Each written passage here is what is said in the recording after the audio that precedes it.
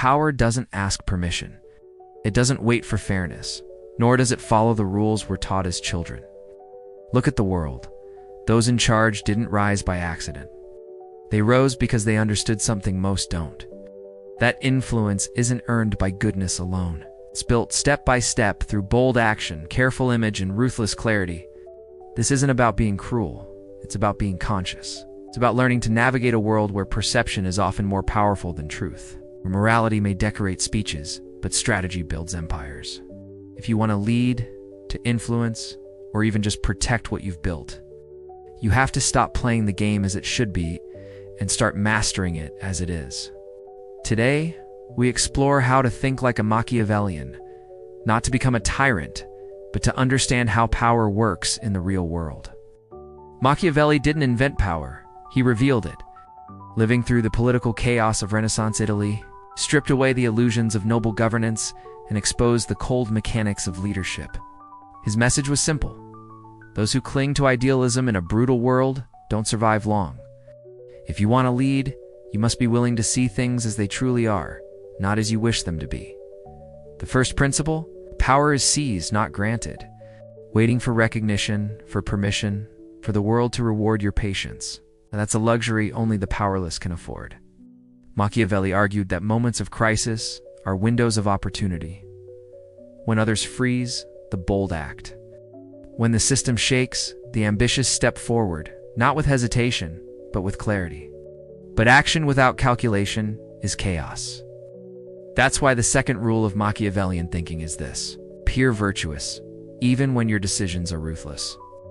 The public craves simplicity. They want to see generosity, honesty, and humility.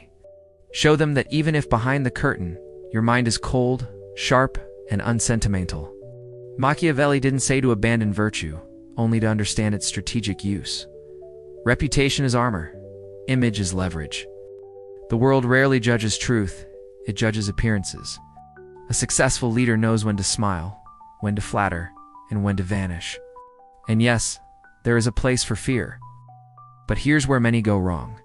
Fear used poorly becomes tyranny. It breeds resentment, rebellion, and downfall. But fear applied with precision creates boundaries. It ensures that your authority is not mistaken for weakness.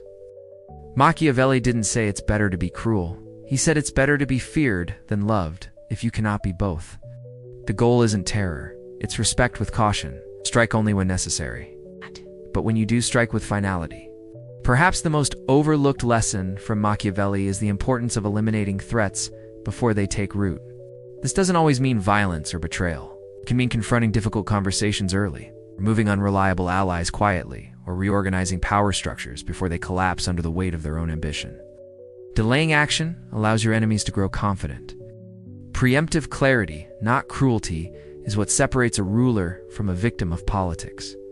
Still, all of this leads to a final truth, the one even Machiavelli's critics often miss. Power is not evil. Strategy is not cruelty. These are tools.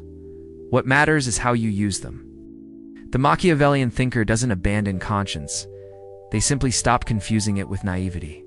To lead in this world, in business, politics, or even your personal life, you must accept the difficult truth that being good is not always enough. But being strategic can make your goodness matter. Machiavelli didn't offer an instruction manual for monsters. He offered a survival guide for anyone brave enough to stop dreaming and start acting. The question is, will you?